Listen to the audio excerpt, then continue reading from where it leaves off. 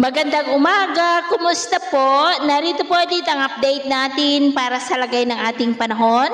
Ngayong umaga po ng July 4, 2024 na kung saan sa ngayon ay patuloy pa rin ang pag-iral ng easterly sa silangan po ng Luzon at Visayas habang ang Intertropical Convergence Zone ay patuloy naman na nag-i-extend dyan sa may Mindanao. Ang ITZZ po ay breeding ground ng mga sama ng panahon dahil dito nagsisimula ang mga sirkulasyon dahil ito ay salubungan ng mga hangin na mula sa northern at southern hemisphere, and within that ITZZ, gaya ninyong nakikita, ay may dalawang shallow LPA na nabuo, pero hindi naman inaasahan ang maita na maging bagyo. Sa ating long range forecast ay wala pa ring bagyo na nakikita na tatawid po dito sa ating bansa hanggang sa susunod na 2 linggo, pero hindi pa rin inaalis ang posibilidad na may sama ng panahon na mabubuo dyan pa sa silangan ng ating bansa. At sa lagay ng ating panahon, ngayong madaling araw ay maayos pa rin ang panahon sa malaking bahagi ng bansa, pero may tsansa pa rin ng mga isolated rain sa ilang bahagi ng Quezon,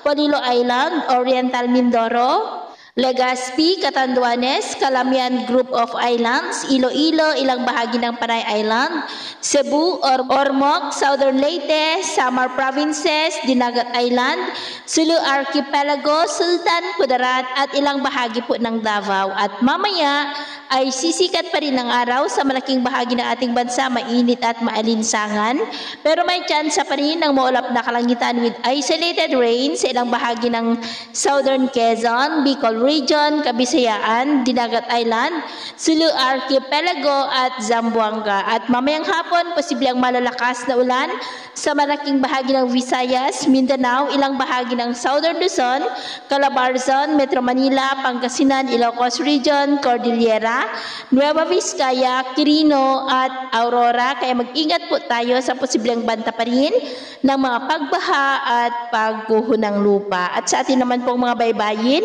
wala naman po tayong nakataas na namang gale warning signals, pero iba yung pag-iingat lamang po kung papalaot tayo para mas makaiwas sa mga sakunang pangkaragatan. So, yun po na latest update natin sa araw na ito. Ako po muli si James na nagsasabing sa kahit anong pagsubok po na darating sa ating buhay, huwag po tayong mawawalan ng pag-asa. Thank you and God bless!